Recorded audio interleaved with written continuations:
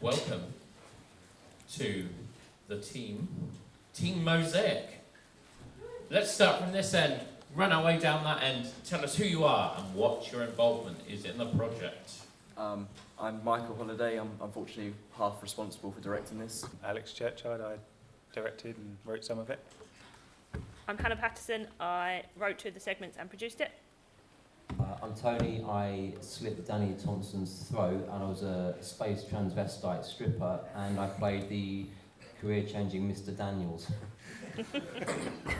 And Mario, I'm Martin W. Payne. I am the decorator and I also did production manager for one day in Tombswood Police Station.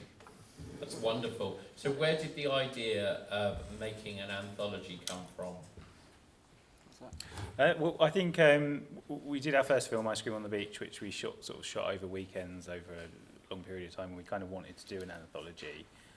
And we had like other ideas. We sort of had ideas for sort of doing an anthology with 3 long form sort of segments. And then lockdown happened and we did a short called The Allotment, which we shot in like half a day on a mobile phone. And we sort of thought, could we kind of apply that to a feature? So like all the segments and bits you saw there, they were either shot in 1 or 2 days. That was always the kind of rule for it, wasn't it? So that's what we kind of wanted to see if we could do. Yeah, also I said after our first feature we should take a little bit of a break and do some short films, and you kind of tricked me into doing a feature anyway. Do you find it more of a challenge to create an anthology? Because, you know, when you're working on lots of different stories, it varies the sum of its parts a little bit, doesn't it? Yeah, the funny thing is, like, when we did Ice Cream on the Beach, obviously that was our first film, and like I sort of desperately wanted to do an anthology, and now I've worked on so many fucking anthologies. But no, yeah, I don't know if it was more challenging. I think, you know, the thing for us was like we were thinking about COVID and thinking about like if people had to, you know, isolate and things. But the kind of the stress we had with Ice Cream on the Beach, because we sort of shot it in a similar way, whereby we did it over different weekends, was like, what if actors just go, yeah, we don't want to do it anymore. And this, at least we had like, you know, we would wrap them within the weekend. So I think it was less stressful in a way. Yeah, in some ways, yeah. In some ways it was less stressful. But the COVID was made it far more stressful. And what was the most challenging chapter? It's going to be me talking again. The wraparound was the most challenging because it's another COVID story, isn't it? It's another COVID story. Because, Yeah, but basically I got, this was back in the day of doing track and trace, so we were filming the entire wraparound segment in the police station over the course of a weekend, and we had Simon down, we had Emma, we had 30, 40 people coming to the extras, and the day before I got track and traced. And so couldn't attend the shoot, but it was like at a point where we kind of just had to go with it because so many people were involved. So I'm sort of sat at home, unable kind of to do anything, and he's just messaging me like pictures of setups and stuff and being like, does this look okay? And I'm just like, yeah. I'm basing this on my mobile phone, but yeah, sure, looks good. I think like now I've directed a lot on my own, but like at that point I hadn't, so I was just like shitting it. And we were lucky, like, because we had Hannah producing, and Martin really stepped up, because the thing was it wasn't just it wasn't just like a general shoot. We also had to like test everybody that was coming in, and as Mark's what's your name? What the fuck? I forget you're never around anymore. I forget your name. As Mike said, like we had loads of people, so we had to test everyone that's going in. But yeah, I mean, all of us, apart from this guy, we were all there in the trenches on that shoot. I mean, your brother Max. I should probably say was fantastic as well, because he kind of stepped up on. He was like he did second unit, and he was like the AD on that whole rapper. Yeah, I should. You don't want to say anything great about your brother, do you? No. And certainly on that day, it was very much a case that, one room actors, one room extras, filming downstairs, second unit filming upstairs, making sure people ended up going to the right place at the right time, with the right costume, with the right mentality. which for Mosaic, the right mentality was probably a bit of chaos at the end anyway, so it's fine. I'm still not sure if we fed anyone, but we No, did everything no, else. you didn't. No. I got McDonald's on the way home. Oh, yeah. Someone ate. Fine. And it was hot as fuck that day as well. Yeah, it So was. like we couldn't have the air conditioning on, and everyone was just like wilting by the end of the day. So It was a long day as well, wasn't yeah. it? Yeah, I mean, sorry. personally, I thought it was Sorry. very relaxing. It's fine. Don't know what you're whinging about. It was another level of separation, wasn't it? You know, separation in a time of separation. Yeah. I admire what you did there. Good work. Quick question for you. Kickstarting during, you know, essentially a portion of pandemic. How hard, difficult, easy was it to raise the funds? Because, you know, lots of people, they say they do a Kickstarter, it fails, and then they don't ever bother to try again. How did you find the whole process? I mean, I don't know if it was luck or just building up goodwill with people, but we launched a crowdfunder with the intention, like, so Ice Cream on the Beach, we literally were making that film out of whatever money we had in our pockets at the end of the month. That is how we were paying for everything that we were doing. It was literally like pennies at a time.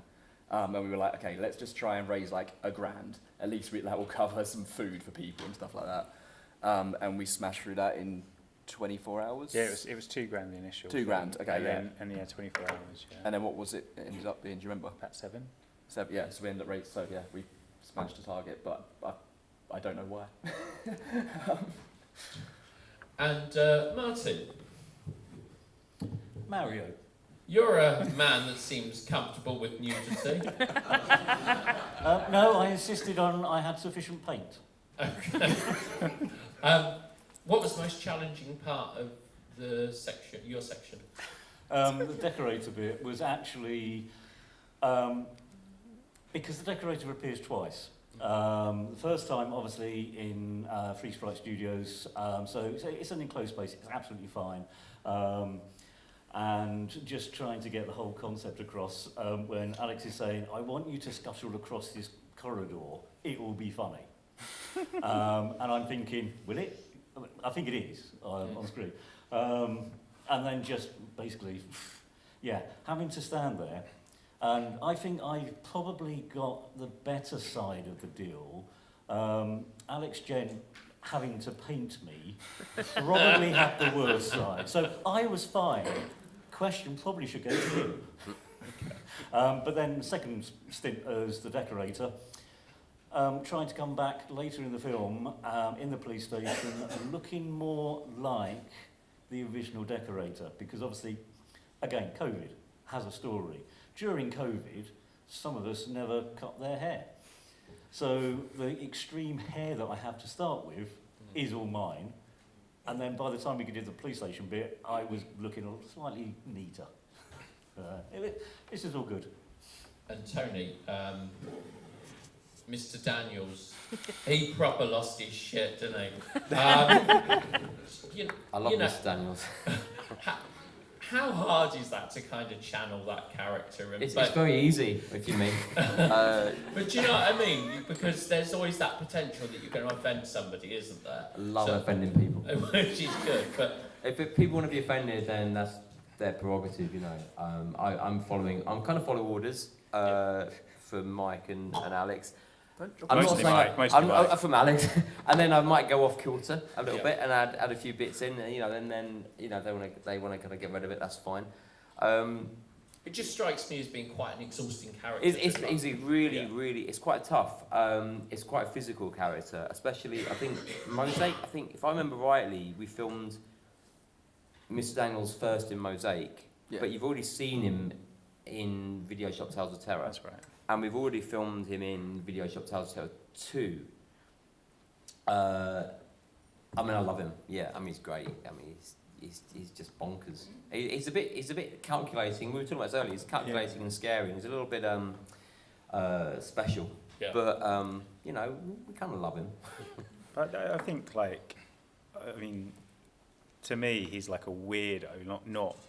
He's, you know, we sort of have a line in there about him not needing, you know, any assistance, because the idea is he's just meant, you know, it's not meant to be offensive because he's very like calculated, and the things he does, you know, I think probably show that he's not that.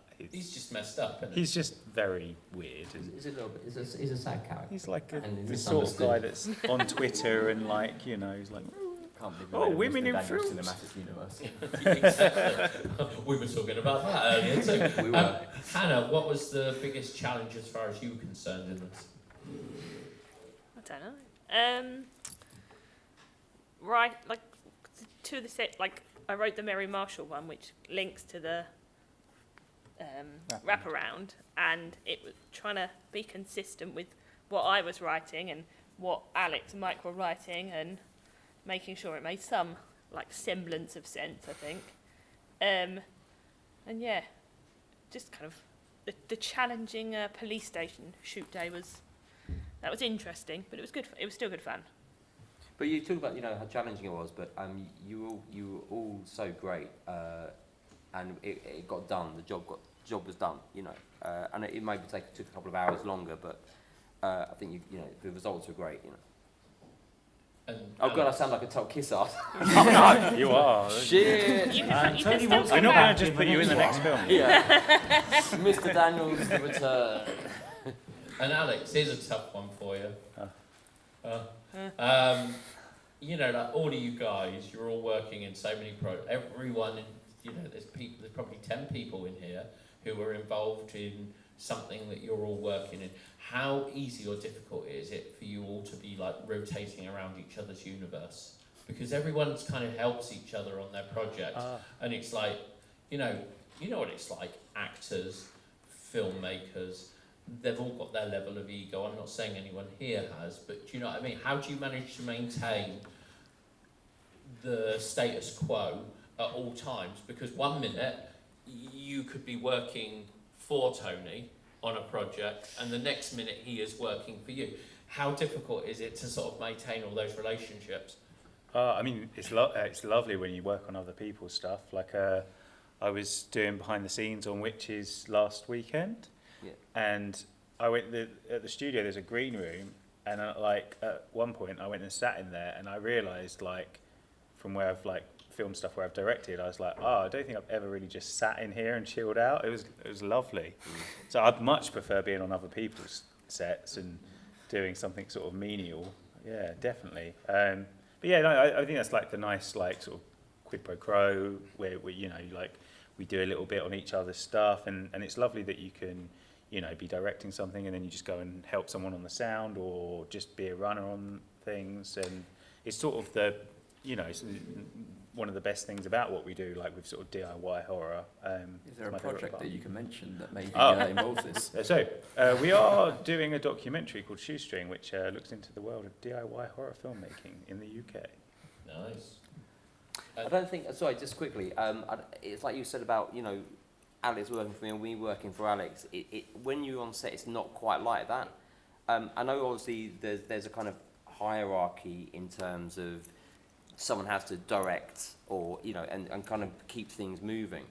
But I certainly when people are on Witches, I don't see myself as, you know, the boss. It's very much a collaborative place to be, and I feel that very much when I work with other people, you know, with like Alex. I don't get me wrong, there are some total cunts who work in you know, in micro budget horror, but we're not them. I suppose, like, as well, like the people you tend to work with again are, you know, the actors that like see the crew like getting cases out of the car and they go and help, and the ones that just kind of stand, you know, okay.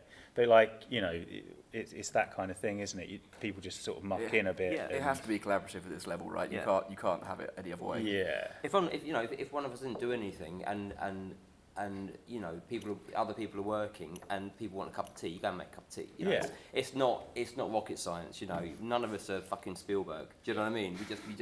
You just crack on and help each other out. Yeah. And, you know, I mean, it's just, I got bored of counting in the end, but looking at this festival alone, there's like 17 degrees of separation in in everybody's films. You know, at one point, at every single day, this festival, at least one point, there's been connectivity with another project, You know, yesterday you had a big day of Myco. It's just all of those things. It's like it kind of feels almost like potentially problematic, if that makes sense. I personally think that the UK indie horror film industry is just thriving because we all do just work together. It's a very small world. Long may that continue, because that way we all get fun out of it and we all make a good film, hopefully. I think if it wasn't fun, I don't think we'd do it. Yeah. I have one last question. Michael, Yes. your favourite moment of the whole shoot? Oh.